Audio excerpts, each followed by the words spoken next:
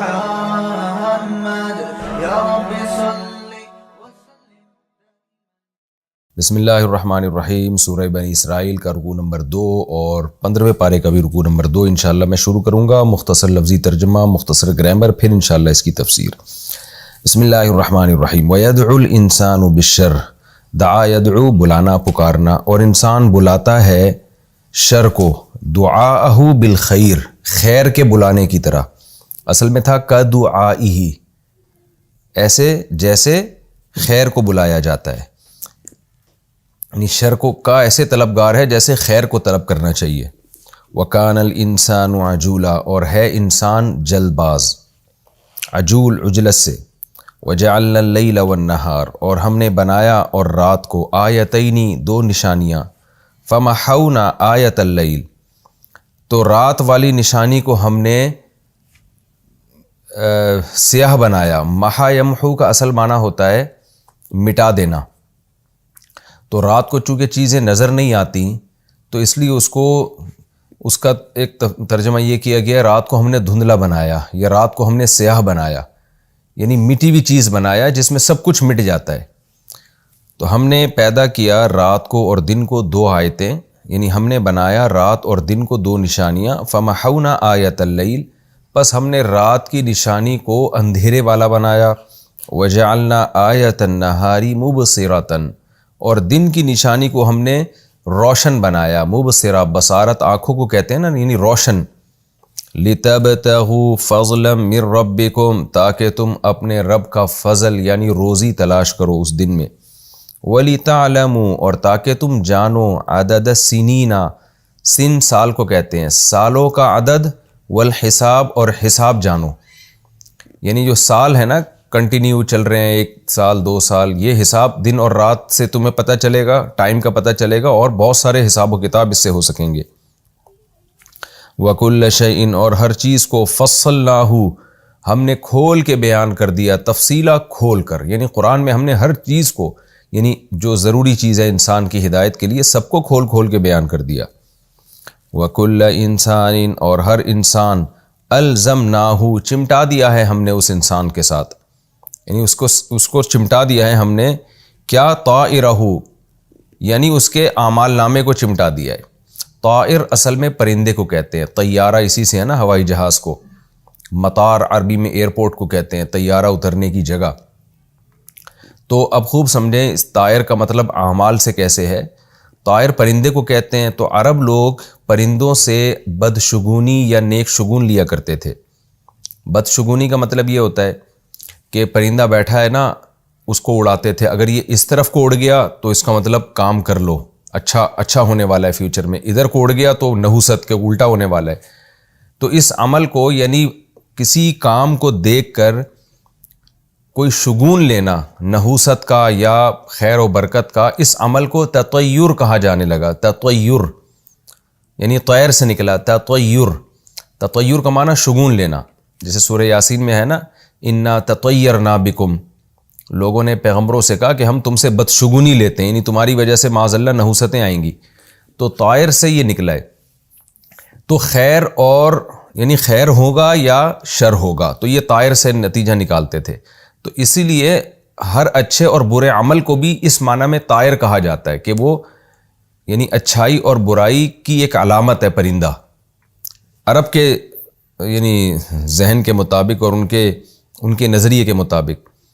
لیکن آپ کو پتہ ہے کہ لغت میں جب کوئی چیز شامل ہوتی ہے نا، تو جب وہ ہو جائے تو پھر اس کا استعمال جائز ہوتا ہے، کیونکہ اسلام اس کانسیپٹ کو نہیں مانتا. اچھے اور برے شگون کے کانسیپٹ کو اسلام نہیں مانتا. لیکن چونکہ یہ لفظ ڈکشنری کا حصہ بن چکا ہے تو لفظ استعمال کرتا ہے قرآن، کیونکہ عربی میں نازل ہوا ہے نا قرآن. تو جو بھی عرب کے محاورے ہوں گے وہ استعمال کرے گا قرآن. ہم بھی بہت سارے الفاظ ایسے استعمال کرتے ہیں جن کے پیچھے فلسفہ ٹھیک نہیں ہے، لیکن جب وہ اردو زبان کا یا انگلش کا حصہ بن گئے تو پھر ان میں یہ نہیں دیکھا جاتا کہ اس کے پیچھے ہسٹری کیا ہے، بلکہ یہ دیکھا جاتا ہے اب یہ کس معنی میں استعمال ہو رہا ہے. تو اب یہ طائر جو ہے اچھے یا برے عمل کے معنی میں بھی استعمال ہوتا ہے، یعنی استعمال ہو رہا ہے یہاں قرآن میں. تو قرآن کیا کہتا ہے؟ وَكُلَّ إِنسَانٍ، اور ہر انسان. أَلْزَمْنَاهُ طَائِرَهُ، ہم نے چمٹا دیا ہے اس کے اعمال کو فی عنقہ اس کی گردن میں، یعنی گویا اس کی گردن کا حالہ بنا کے، گردن کا ہار بنا کے اس کی گردن میں ہم نے ڈال دیا ہے، ہر انسان کو چمٹا دیا ہے، یعنی اس کے عمل کو چمٹا دیا ہے ہم نے فی عنقہ اس کی گردن میں۔ تو اس کا آسان ترجمہ کیا ہوگا؟ ہر انسان کے اعمال کو، اچھے اور برے اعمال کو ہم نے انسان کے گلے کا ہار بنا دیا ہے۔ جیسے گلے کا ہار گلے سے نہیں ہٹتا، وہ پڑا ہی رہتا ہے، تو تمہارے عمل بھی تمہاری گردن میں پڑے رہیں گے۔ وَنُخْرِجُ لَهُ يَوْمَ الْقِيَامَةِ كِتَابًا، اور نکالیں گے ہم اس انسان کے لیے قیامت کے دن ایک کتاب۔ کتاب کا معنی لکھی ہوئی چیز، ایک مکتوب نکالیں گے۔ یلقاہ، انسان اس کتاب سے ملاقات کرے گا، منشورا، اس طرح کہ وہ کتاب پھیلی ہوئی ہوگی اس کے سامنے۔ نشرہ ینشرو کا معنی پھیلانا، منشور پھیلی ہوئی چیز، یعنی اس کا اعمال نامہ ایسے سامنے کھلی کتاب کی طرح ہوگا۔ اقرأ کتابک، پڑھ تو اپنی کتاب کو، یعنی یقال لہ، اس سے کہا جائے گا اقرأ کتابک، پڑھ تو اپنی کتاب۔ کفا بنفسک اليوم، کفا بنفسک، میں نے بتایا تھا کفا کے بعد جب با آتا ہے نا، جیسے کفا باللہ وکیلا، تو یہ با کا ترجمہ نہیں ہوتا۔ کفا باللہ، اللہ کافی ہے، وکیلا کارساز ہونے کے لحاظ سے، تو یہ ترجمہ ہوتا ہے اس کا۔ کفا بزیدن، زید کافی ہو گیا، نصیرہ مددگار ہونے کے اعتبار سے، تو یہ ترجمہ ہوتا ہے، یہ با کا ترجمہ نہیں ہوتا۔ کفا بنفسی کا، تیرا نفس کافی ہے، الیوم آج کے دن، علیکا تیرے خلاف، حسیبہ حساب کرنے کے لحاظ سے، یعنی محاسبے کے لحاظ سے نا، تیرا نفس ہی تیرے خلاف کافی ہے۔ یعنی اللہ تعالیٰ کہیں گے یہ اپنی کتاب، اپنا اعمال خود پڑھ، اب ہمیں الگ سے تیرا حساب و کتاب لینے کی ضرورت نہیں ہے، ٹھیک ہے حساب و کتاب ہوگا تو، لیکن ضرورت نہیں ہے، کیونکہ اب تیرا نفس ہی تیرے حساب کے لیے کافی ہے، خود تیرا نفس گواہی دے گا کہ تو کیا کچھ کر کے آیا دنیا میں۔ من اہتدی، جو شخص سیدھے راستے پہ چلتا ہے، فَإِنَّمَا يَهْتَدِي لِنَفْسِهِ، تو وہ تو سیدھے راستے پہ چلتا ہے صرف اور صرف اپنے فائدے کے لیے۔ وَمَنْ ضَلَّ، اور جو گمراہ ہوتا ہے، فَإِنَّمَا يَضِلُّ، تو وہ تو صرف گمراہ ہوتا ہے، علیہا اپنے ہی خلاف۔ وَلَا تَزِرُ وَازِرَةٌ، وزر یزیرو، یوزیرو تھا اصل میں، بوجھ اٹھانا، وزر بوجھ کو کہتے ہیں، اوزار ہے نا اردو میں بھی استعمال ہوتا ہے، بھئی اپنے اوزار لے کر آؤ، بوجھ اور کوئی بھی وزن والی چیز ہوتی ہے اس کو کہا جاتا ہے۔ وَلَا تَزِرُ وَازِرَةٌ، کوئی، وازرۃ مؤنث اس لیے ہے کہ نفس عربی میں مؤنث کا لفظ ہے نا، یعنی کوئی بھی وزن اٹھانے والا نفس، لا تزر، وزن نہیں اٹھائے گا، وزر اخرى، دوسرے نفس کا وزن، کوئی بھی انسان دوسرے انسان کے گناہوں کا بوجھ نہیں اٹھائے گا۔ وَمَا كُنَّا مُعَذِّبِينَ، اور نہیں ہیں ہم عذاب دینے والے، حَتَّى نَبْعَثَ رَسُولًا، یہاں تک کہ ہم بھیج دیں پیغمبر کو، یعنی جب تک ہم رسول نہیں بھیجتے، پیغمبر نہیں بھیجتے، ہم عذاب نہیں دیتے کسی قوم کو۔ وَإِذَا أَرَدْنَا، اردنا اصل میں اروَدْنَا تھا اکرمنا کی طرح، اور جب ہم ارادہ کرتے ہیں، ان نُہْلِكَ قَرْيَةً، کہ ہم ہلاک کریں کسی بستی کو، امرنا مترفیہا، تو ہم حکم دے دیتے ہیں مترفی، اطرفہ یطرفو، اطرافن کا معنی اترانا، اکرم یکرمو کی طرح، مترف وہ لوگ جو اترائے جاتے ہیں، ان کو مال و دولت دیا گیا اور اس میں مستیوں میں لگ جائیں، وہ اردو میں لفظ استعمال ہوتا ہے نا، بڑا اترا رہا ہے اپنے مال پہ، مترفینہ تھا اصل میں، مترفینہ، کہ ہم ان کے جو خوش عیش لوگ ہیں ان کو ہم حکم دیتے ہیں، مترفی ہا، اس بستی کے خوش عیش لوگوں کو ہم ان کو حکم دیتے ہیں۔ کیا حکم دیتے ہیں؟ یہ محذوف ہے، یعنی اچھے کاموں کا حکم دیتے ہیں، لیکن پھر کیا ہوتا ہے، فَفَسَقُوا فِيهَا، وہ اس بستی میں فسق کرنا شروع کر دیتے ہیں، ان احکام کو فالو نہیں کرتے۔ فَحَقَّ عَلَيْهَا، تو ثابت ہو جاتا ہے اس بستی پر، القول، ہمارا قول، وہ قول کیا ہے؟ عذاب کا قول، کہ ہم نافرمانوں کو چھوڑتے نہیں ہیں، وہ قول ثابت ہو جاتا ہے۔ فَدَمَّرْنَاهَا، دمر یدمر تدمیراً، تباہ و برباد کر دینا، تہس نہس کر دینا، تو ہم پھر اس بستی کو تہس نہس کر دیتے ہیں، تدمیرا، تہس نہس کر کے تباہ و برباد کر دیتے ہیں۔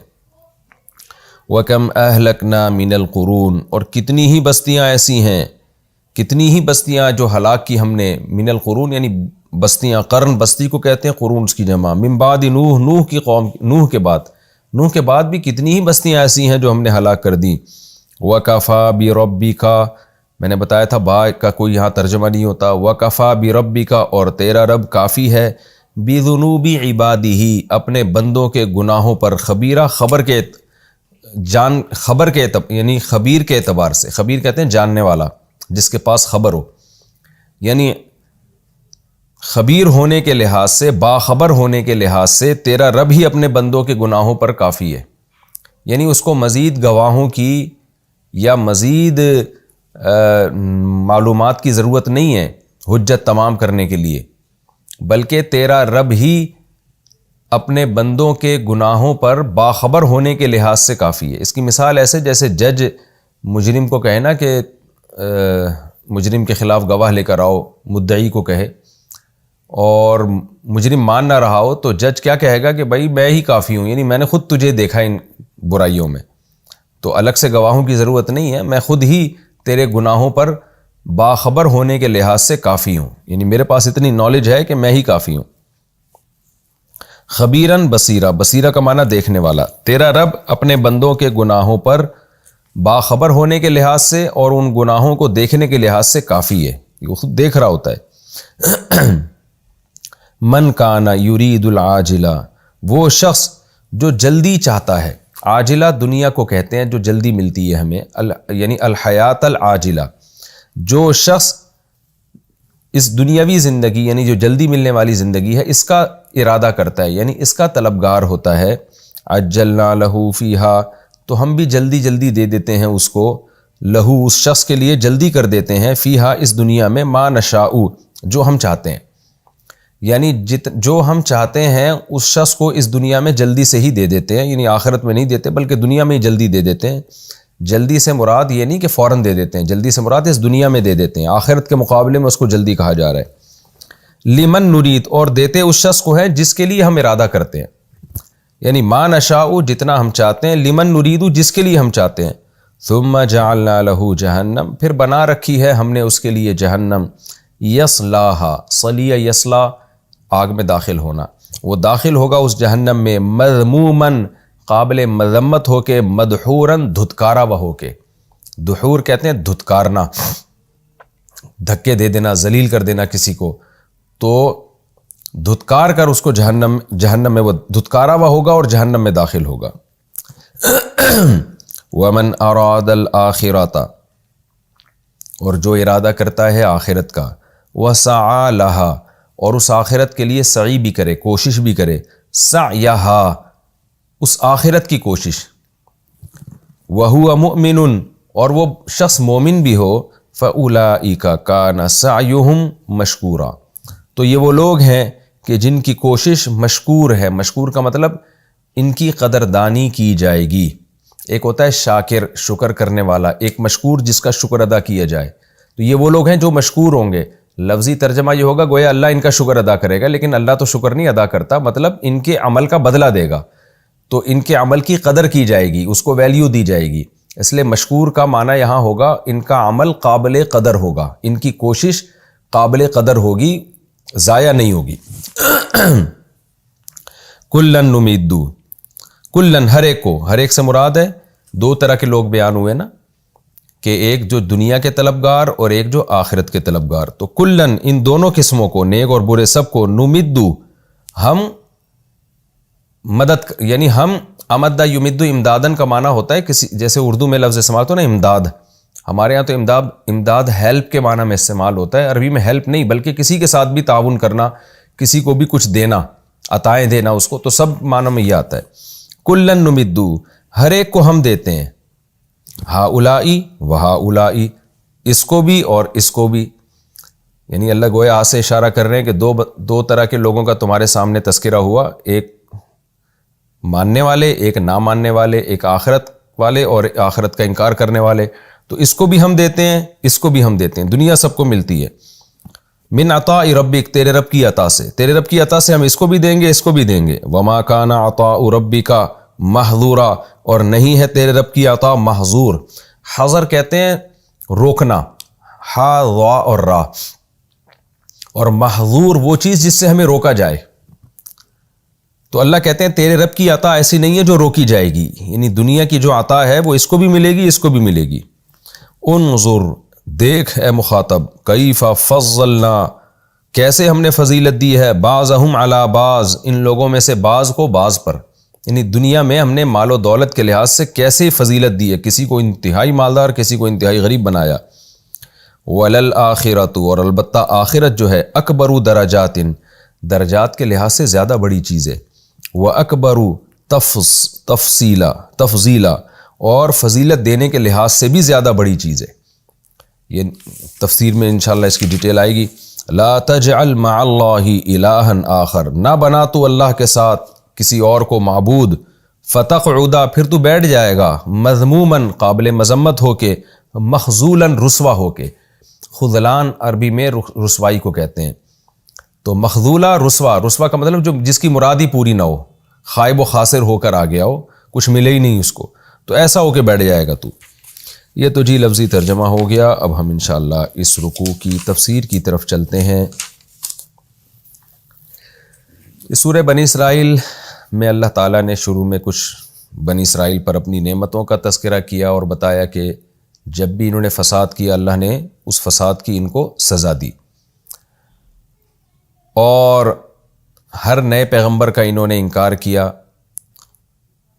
کیونکہ اللہ تعالیٰ یہود و نصارہ سے مطالبہ کر رہے تھے کہ رسول اللہ صلی اللہ علیہ وسلم پر ایمان لے کر آؤ، اب بھی اصلاح عمل کا تمہیں اللہ نے موقع دیا ہے، اس پر عمل کرو تم۔ اور مکہ میں خاص طور پر مشرکین مکہ سے زیادہ واسطہ تھا، تو سب کی زبان پر ایک ہی بات آتی تھی، بھائی عذاب لے آؤ، عذاب لے آؤ۔ جو ہر دھرم لوگ جیسے کہتے ہیں، کیوں نہیں آ رہا بھائی، یہودیوں پہ عذاب آیا تھا، عیسائیوں پہ آیا تھا، عیسائیوں پہ تو کوئی ایسا نہیں ملتا ہمیں اس وقت، لیکن یہودیوں پہ بہت دفعہ آیا تھا، تو ہم پہ کیوں نہیں آتا؟ تو اللہ تعالیٰ انسان سے شکوہ کر رہے ہیں کہ انسان بڑا جلد باز ہے، وہ جس طرح سے خیر طلب کرنی چاہیے نا، اس کو اچھائی طلب کرنی چاہیے، تو اچھائی کے بجائے وہ برائی طلب کر رہا ہے۔ وہ کہہ رہے ہیں اللہ فیصلہ کر دے دو اور دو چار کی طرح، بس ہمیں فوراً بتا دے کہ محمد صلی اللہ علیہ وسلم سچے نبی ہیں یا نہیں، اور بتا کیسے کہ جو عذاب کا تو کہہ رہا ہے وہ لے آ۔ مشہور واقعہ ہے نا، یہ پہلے بھی میں تفسیر میں بیان کر چکا ہوں۔ ایک کافر نے، مشرکین مکہ میں سے کسی نے بیت اللہ کا غلاف پکڑا اور بددعا اور دعا مانگنے لگا، یعنی اپنے خلاف بددعا، اللہم ان کان ھذا ھو الحق من عندک فامطر علینا حجارۃ من السماء، اے اللہ اگر یہ تیری طرف سے یہ ہے، یعنی یہ کلام تیری طرف سے نازل ہو رہا ہے، تو ہم پہ آسمان سے پتھر برسا دے۔ یعنی کیسی بدبختی کی بات ہے کہ یوں دعا مانگے کہ اللہ اگر تو یہ محمد صلی اللہ علیہ وسلم برحق نبی ہیں تو ہمیں ہدایت دے دے، ہمارے دل میں ایمان داخل کر دے، اس طرح کی دعا مانگنی چاہیے۔ لیکن وہ کیا کرتے تھے؟ وہ شر کی دعا مانگتے تھے۔ تو قرآن نے کیا کہا؟ وَيَدْعُ الْإِنسَانُ بِالشَّرِّ، انسان بھی عجیب ہے، انسان سے ظاہر ہے سارے انسان مراد نہیں ہیں، تو انسان شر کو ایسے پکارتا ہے دعاءہ بالخیر، جیسے کہ خیر کو پکارنا چاہیے، عافیت مانگنی چاہیے، تو عافیت کے بجائے اس طرح کی باتیں کر رہا ہے۔ وَكَانَ الْإِنسَانُ عَجُولًا، اور انسان واقعی جلد باز ہے، جلدی کر رہا ہے کہ بس فوراً اللہ دو اور دو چار کی طرف فیصلہ کر دے کہ حق کیا ہے باطل کیا ہے، خود غور کرنے کے لیے تیار نہیں ہے۔ وَجَعَلْنَا اللَّيْلَ وَالنَّهَارَ آیَتَيْن، اب اللہ اپنے قدرت کے دلائل بیان کرتا ہے کہ اللہ نے اس کائنات میں اتنی نشانیاں رکھ دی ہیں، تم یہ کیوں کہہ رہے ہو کہ ہم پر عذاب آئے؟ اس کائنات کی نشانیوں میں غور کرو نا تم، اور نشانیوں میں غور کرو گے تو محمد صلی اللہ علیہ وسلم کے دعویٰ تمہیں سچا معلوم ہوگا۔ وہ نشانی کیا ہے؟ وَجَعَلْنَا اللَّيْلَ وَالنَّهَارَ، ہم نے بنایا ہے رات اور دن کو، آیتین، دو نشانیاں۔ کیسا خوبصورت نظام ہے اس کائنات میں۔ فَمَحَوْنَا آیَةَ اللَّيْلِ، رات کی نشانی کو ہم نے اندھیرے والا بنا دیا، گھپ اندھیرا، یہ بھی ایک نشانی ہے، کچھ بھی نظر نہیں آتا۔ اللہ تعالیٰ ایک روشنی کو چھین لیتے ہیں ہم سے، تو اصل تو کائنات اندھیرا ہی اندھیرا ہے۔ جیسے ہمیں گرمی محسوس ہوتی ہے نا، تو کائنات تو اصل سرد ہے، اتنی سرد ہے کہ ہماری سوچ سے بھی زیادہ۔ تو اللہ نے اس کو گرم رکھنے کے لیے کتنی انرجی پیدا کی ہے، اور وہ انرجی ہمیں گرمی کا احساس دلاتی ہے، اور ہم اس گرمی کو اور ٹیمپریچر کے مناسب ہونے کو اصل سمجھ رہے ہوتے ہیں، حالانکہ وہ اصل نہیں ہے، قدرت نے ایک ہمارے لیے انتظام کیا، ورنہ اصل تو اس کائنات میں اتنی شدید سردی ہے، اتنی ٹھنڈک ہے کہ انسان ایک سیکنڈ کے لیے بھی زندہ نہیں رہ سکتا۔ تو یہاں بھی اللہ کہہ لیں یہ کہہ رہے ہیں کہ یہ جو اندھیرا ہے نا، اندھیرا، رات کی تاریکی، یہ اصل میں بتا رہا ہے کہ خدا نے روشنی کا انتظام کیا ہے تو یہ روشنی ہوتی ہے، ورنہ اگر یہ اندھیرا نہ ہوتا تو ہمیں روشنی کا کیا پتہ چلتا کہ روشنی کیا نعمت ہے۔ تو اللہ کہتے ہیں ہم نے رات کو اور دن کو دو نشانیاں بنایا، فمحونا آیت اللیل، ہم نے رات والی نشانی کو اندھیرے والا بنایا، وجعلنا آیت النہاری مبصرۃ، اور رات کی نشانی کو ہم نے دن کی نشانی کو ہم نے روشن بنا دیا۔ کیسی چمکتی ہوئی دھوپ، اور سن لائٹ کا تو کوئی آلٹرنیٹ ہے ہی نہیں اب تک، کتنی آپ مصنوعی روشنیاں لگا لیں وہ بات نہیں پیدا ہوتی۔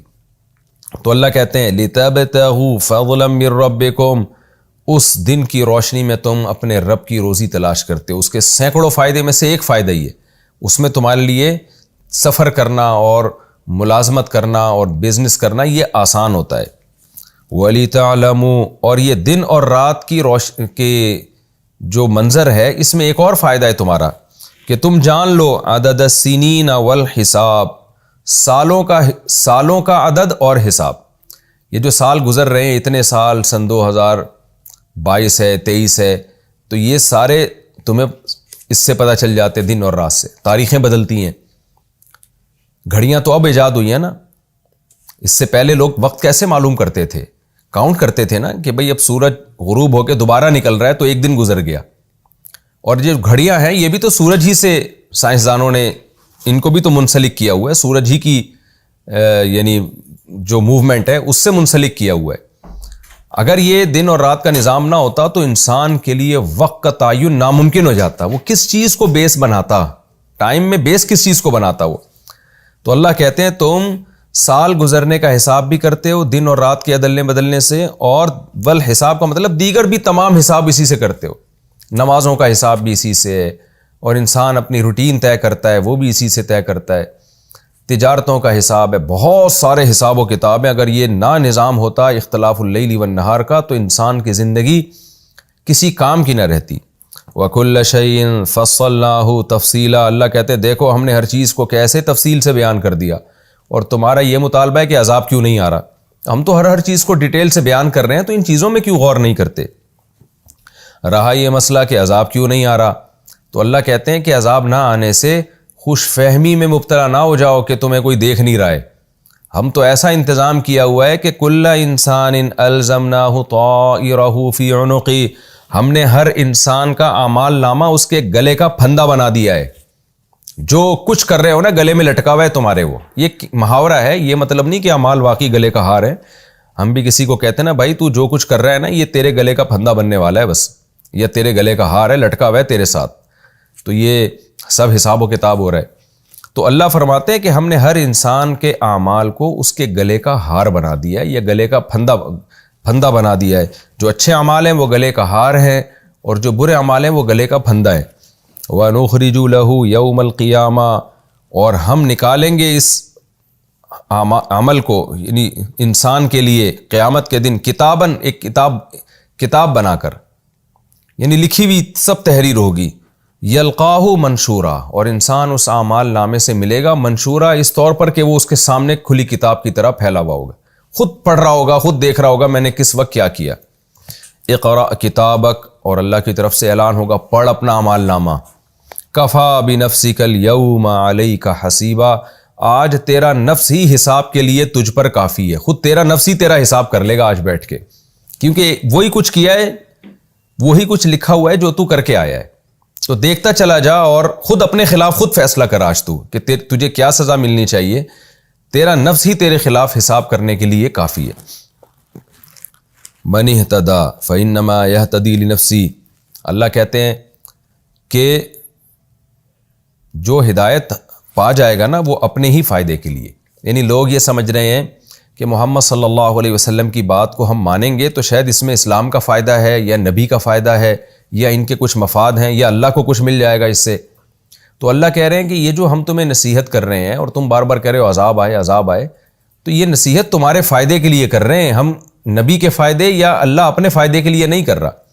تو اصول اور ضابطہ یہی ہے، من اہتدی، جو سیدھے راستے پہ چلے گا، فانما یہتدی لنفسہ، وہ اپنے ہی فائدے کے لیے ہدایت پر چلے گا، ومن ضل اور جو گمراہ ہوگا فإنما يضل علیہا وہ اپنے ہی خلاف گمراہ ہوگا ولا تزر وازرۃ وزر اخرى اور قیامت کے دن کوئی شخص بھی کسی دوسرے کا بوجھ نہیں اٹھائے گا۔ اس قسم کی آیتیں جہاں بھی آتی ہیں نا کہ کوئی کسی کا بوجھ نہیں اٹھائے گا، خوب سمجھ لیں اس کا ایک مخصوص مفہوم ہے۔ وہ مخصوص مفہوم یہ ہے کہ اگر کوئی شخص ایمان نہیں لے کر آتا اور اس خوش فہمی میں رہتا ہے کہ اگر بالفرض قیامت قائم ہوئی تو فلاں آدمی مجھے فائدہ پہنچا کے جنت میں بھجوا دے گا، تو ایسا بالکل بھی نہیں ہوگا، یہ نہیں ہوگا۔ یعنی جو ایمان والی یعنی جو شرک کا بوجھ ہے نا، جو شرک یا کفر، شرک کے علاوہ بھی تو ایسے گناہ ہیں نا جن سے انسان اسلام سے خارج ہو جاتا ہے، جیسے ختم نبوت کا انکار ہے یا جنت جہنم کا انکار ہے یا آخرت کا انکار ہے۔ تو کوئی بھی کفریہ عمل اس کا جو بوجھ ہے کوئی دوسرا شخص نہیں اٹھائے گا، یہ مفہوم ہے اس آیت کا، کیونکہ قرآن میں جگہ جگہ یہ بات ثابت ہے کہ ایمان والوں کی بہرحال شفاعت کریں گے پیغمبر، تو اس کو آپ بوجھ اٹھانے سے تو تعبیر نہیں کر سکتے، لیکن فائدہ بہرحال ہوگا، کیونکہ یہ بات قرآن سے بھی ثابت ہے اور احادیث سے بھی، اس پر میں بات کر چکا ہوں۔ تو یہاں ایک خاص قسم کا بوجھ اٹھانا مراد ہے کہ اگر کوئی یہ سمجھ لے کہ میں برائیاں کروں گا اور دوسرا میری برائیوں کا بوجھ اپنے کندھے پہ ڈالے گا، تو یہ ممکن نہیں ہے۔ جیسے دنیا میں ہوتا ہے نا کہ آپ پیسے کھلا کے جو مجرم نہیں ہے اس کو اندر کروا دیتے ہیں یا اپنے آپ کو بری کروا دیتے ہیں پیسے کھلا کے، تو یہ نہیں ہے۔ ہاں شفاعت ہوگی، شفاعت کا مطلب نیک لوگ، بزرگ لوگ، وہ اہل ایمان کے لیے اللہ تعالیٰ سے سفارش کریں گے اور ان سے دعائیں مانگیں گے، پھر اللہ کی مرضی جس کے حق میں جتنی چاہے شفاعت وہ قبول کرے۔ وَمَا كُنَّا مُعَذِّبِينَ حَتَّى نَبْعَثَ رَسُولًا، آگے اللہ فرماتے ہیں کہ ہم بھی ظالم نہیں ہیں، ہم جب تک پیغمبر کو نہ بھیج دیں اس وقت تک ہم بھی عذاب نہیں دیتے۔ یعنی انسانوں کی بدعمالیوں پہ جو عذاب ملے گا تو اس میں پہلے اللہ حجت کو تمام کرتا ہے، تاکہ ان آیتوں کو سن کے تم یہ نہ سمجھو کہ اللہ بڑا ظالم ہے، تو ہم پہلے پیغمبر بھیجتے ہیں۔ تو خوب سمجھ لیں پیغمبر بھیجنے کا مطلب پیغمبر کی دعوت کا پہنچنا ہے۔ اس پر پوری امت کا اجماع ہے کہ پیغمبر کا بنفس نفیس آنا ضروری نہیں ہے، پیغمبر یا تو خود آئیں یا پیغمبر کی دعوت پہنچے۔ یہ اور اس جیسی اور بھی دیگر بہت سی آیات کی روشنی میں جمہور علماء کا، جمہور فقہا کا قول یہی ہے کہ جب تک کسی قوم کے پاس پیغمبر کی یا اسلام کی دعوت نہ پہنچی ہو وہ اعمال کی مکلف نہیں ہوتی اور قیامت کے دن اس سے حساب و کتاب نہیں لیا جائے گا۔ البتہ امام ابو حنیفہ رحمہ اللہ کی رائے یہ ہے کہ شرک کے بارے میں بہرحال سوال ہوگا، چاہے پیغمبر کی دعوت پہنچی ہو یا نہ پہنچی ہو، کیونکہ شرک کی جو برائی ہے نا وہ عقل سے آسانی سے سمجھ میں آ جاتی ہے۔ اللہ پوچھے گا کہ ان پتھروں کو تم نے کیوں پوجا؟ تو شرک ایک ایسی چیز ہے کہ اگر دعوت پیغمبروں کی نہ بھی پہنچی ہو تو بھی مشرک سے قیامت کے دن سوال ہوگا۔ لیکن شرک کے علاوہ جو اسلام کے عقائد ہیں یا اللہ تعالیٰ اس کے رسول صلی اللہ علیہ وسلم نے جو باتیں بتائی ہیں، تو جب تک اسلام کی دعوت نہیں پہنچتی تو وہ شخص اس کا مکلف نہیں ہوتا۔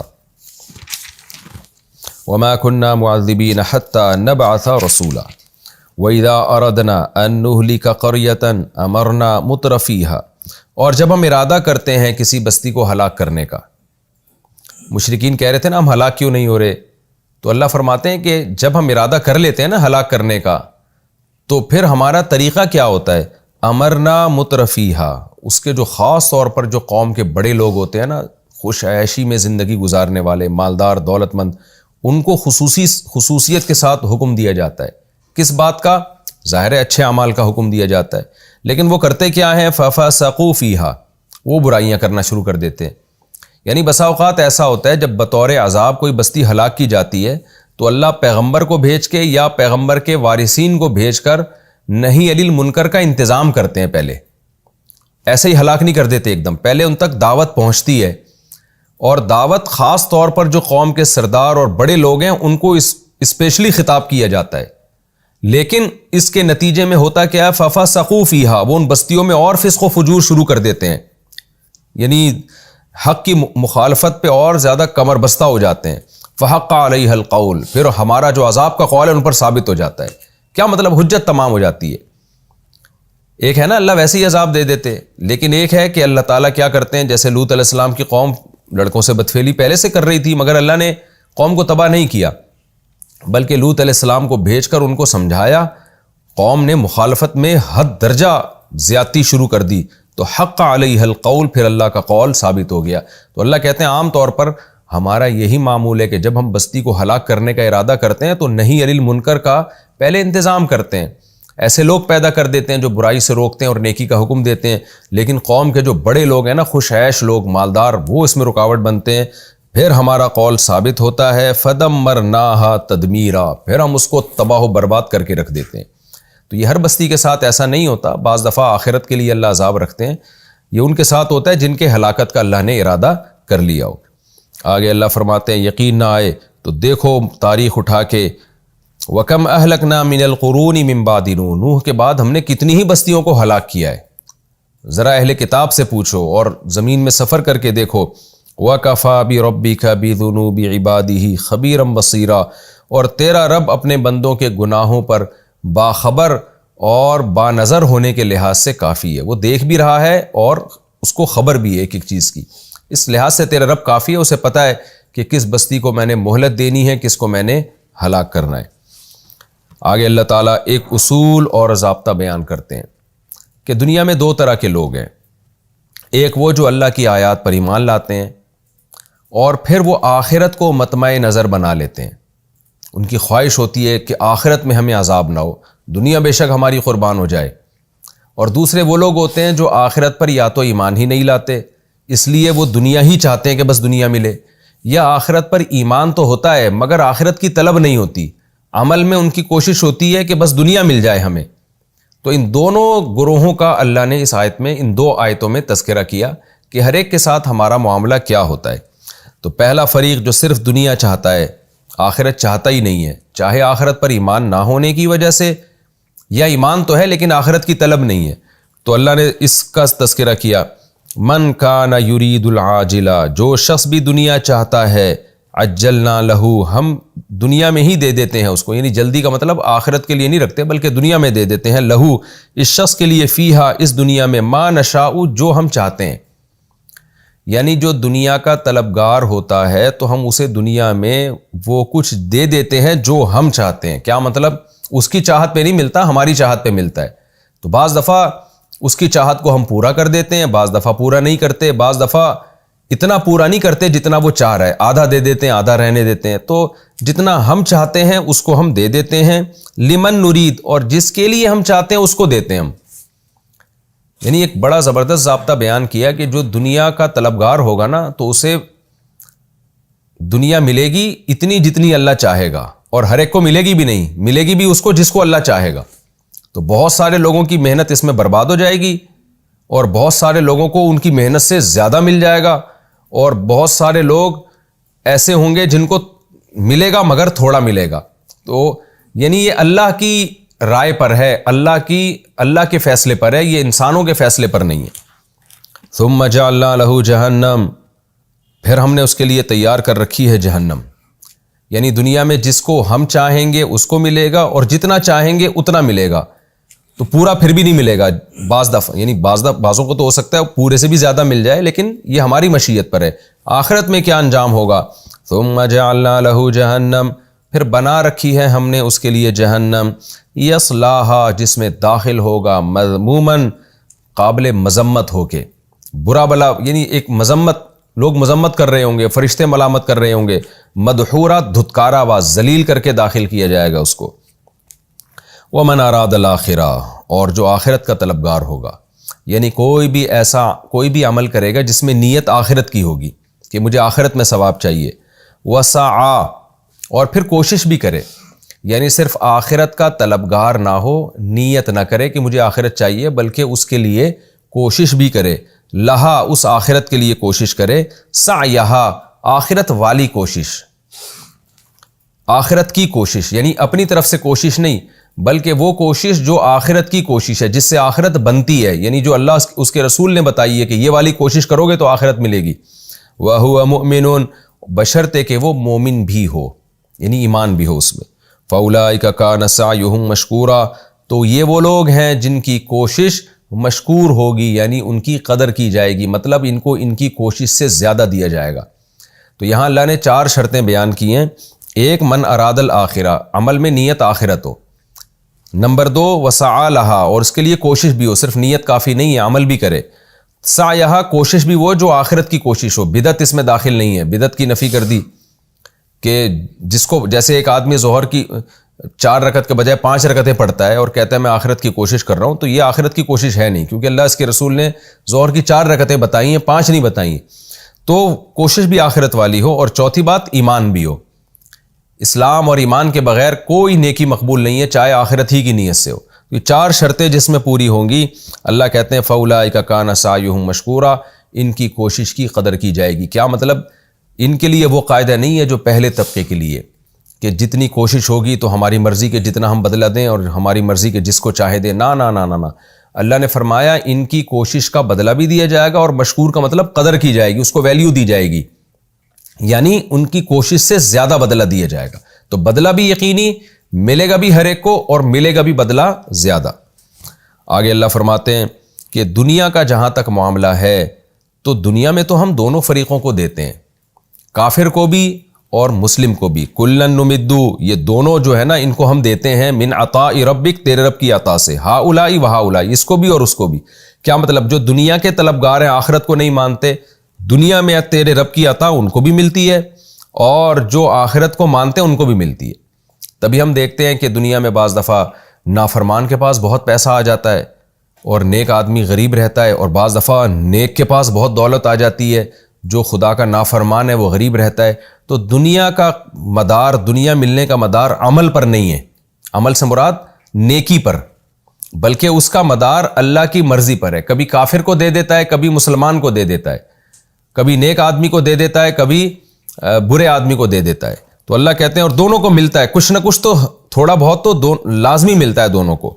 تو اللہ کہتے ہیں وما کان عطاء ربک محظورا، تیرے رب کی عطا محظور نہیں ہے، اس پہ پابندی نہیں ہے، یعنی وہ دونوں کو، کافر کو بھی اور مسلم کو بھی دنیا میں ملتی ہے، وہ ہر ایک کے لیے عام کی ہوئی ہے تیرے رب نے۔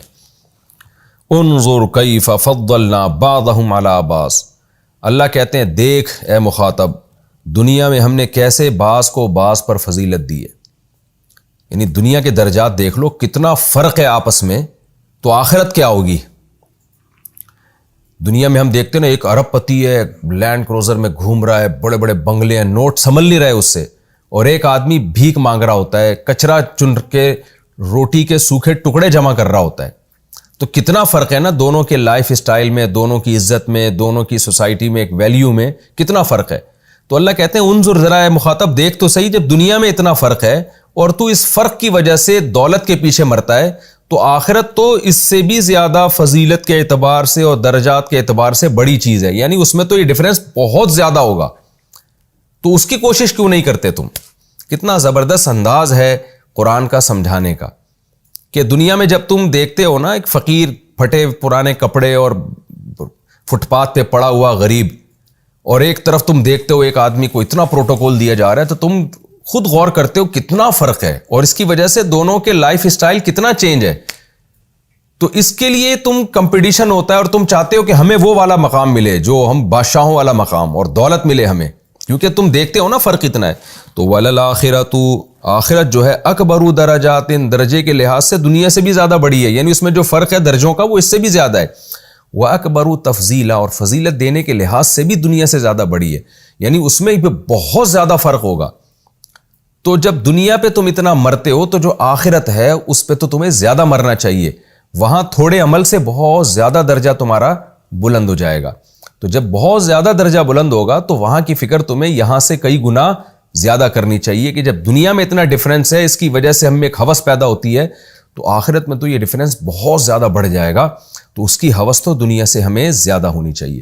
تو ان آیتوں میں اللہ نے جو پہلے بتایا نا، جو آخرت کا طلبگار ہے اور عمل اس لیے کرتا ہے تاکہ آخرت میں اجر ملے، اس کے جذبے کو بڑھانا مقصد ہے کہ آخرت کے لیے اگر عمل کرو گے نا تو بہت زیادہ اونچا مقام ملے گا، اور عمل میں کوتاہی ہوئی تو بہت نیچے مقام ملے گا۔ یعنی جنت کے درجات بھی حدیث میں آتے ہیں کہ ایسے ہوں گے کہ جیسے زمین میں تم آسمان کے ستاروں کو دیکھتے ہو نا اتنے بلند، تو ایسے ہی نیچے والی جنت اور اوپر والی جنت میں اتنا فرق ہوگا، اور پھر اس سے اوپر والی جنت، تو بہت زیادہ جنت کے مرتبوں میں اللہ نے فرق رکھا ہے۔ تھوڑے تھوڑے نیکیاں کرنے پر بھی یہ بہت زیادہ درجات وہاں ملیں گے، تو اس لیے اس کو حد سے زیادہ فوکس کرنے کی ضرورت ہے، اور بہت زیادہ فوکس کرنے کی ضرورت ہے۔ آگے اللہ تعالیٰ فرماتے ہیں لا تجعل مع اللہ الہا آخر فتقعد مذموما مخذولا. اصل میں یہ اگلے رکوع سے نیا مضمون شروع ہو رہا ہے، تو یہ آیت اسی مضمون کا حصہ ہے، اس لیے بہت سے مفسرین نے اس کو اگلے رکوع سے شروع کیا ہے. میں نے بتایا کئی بار کہ یہ جو رکوع کی تقسیم ہے یہ اللہ اس کے رسول کی بتائی ہوئی نہیں ہے، یہ بعد میں کسی قاری نے آسانی کے لیے رکوع میں قرآن کو تقسیم کر دیا، ورنہ اب یہاں سے ایک نیا موضوع شروع ہو رہا ہے، توحید اور حقوق، یعنی اللہ کے حقوق، توحید اور مخلوق کے حقوق، جن میں ایک الگ کہ جب نیک عمل کرنا ہے، آخرت کا ارادہ کرنا ہے، تو اس آخرت کے ارادے کے لیے اعمال کیا کیا کرنے ہیں، تو اعمال بھی تو کرنے ہیں نا. قرآن نے کہا وَمَنْ أَرَادَ الْآخِرَةَ وَسَعَى، جو آخرت کا طلبگار ہو اور آخرت کی کوشش بھی کرے، تو وہ کوشش ہے کیا؟ تو وہ کوشش کی ابتدا توحید سے شروع ہوتی ہے. تو اس لیے اللہ نے فرمایا سب سے پہلا کام یہ کرنا ہے لا تجعل مع اللہ الہا آخر، اللہ کے ساتھ کسی کو معبود نہیں بنانا. فتقعد، اگر تو نے ایسا کر لیا تو بیٹھ جائے گا مذموماً، قابل مذمت ہو کے، مخذولاً، رسوا ہو کے، یعنی نامراد ہو کے. مذموم کا کیا مطلب ہے کہ ذلیل بھی ہوگا، قابل مذمت بھی ہوگا، مخذول، تیری مرادیں بھی پوری نہیں ہوں گی، مانگتا رہے گا ساری زندگی ان پتھروں سے، ملے گا کچھ بھی نہیں تجھے، اور آخرت میں بھی مذموم ہوگا. تو بیٹھ جائے گا کا مطلب ایسا ہو جائے گا، تو کہتے ہیں نا تھک ہار کے بیٹھ گیا ہے، تو ملا کچھ بھی نہیں اس کو. تو یہ ہمارا رکوع الحمدللہ کمپلیٹ ہو گیا، اور اس رکوع میں بہت اہم احکام اللہ نے ہمیں دیے، اور بہت اچھی مثالوں سے ہمیں سمجھایا گیا، اور اس کا حاصل یہی ہے کہ اللہ کی نشانیوں میں غور کرو اور آخرت کی طلب اپنے اندر پیدا کرو. انشاءاللہ میں اگلے ایپیسوڈ میں سورہ بنی اسرائیل کا رکوع نمبر 3 اور 15ویں پارے کا بھی رکوع نمبر 3 انشاءاللہ میں اگلے ایپیسوڈ میں شروع کروں گا. اللہ تعالی ہمیں سمجھنے کی، عمل کی توفیق عطا فرمائے. وما علینا الا البلاغ.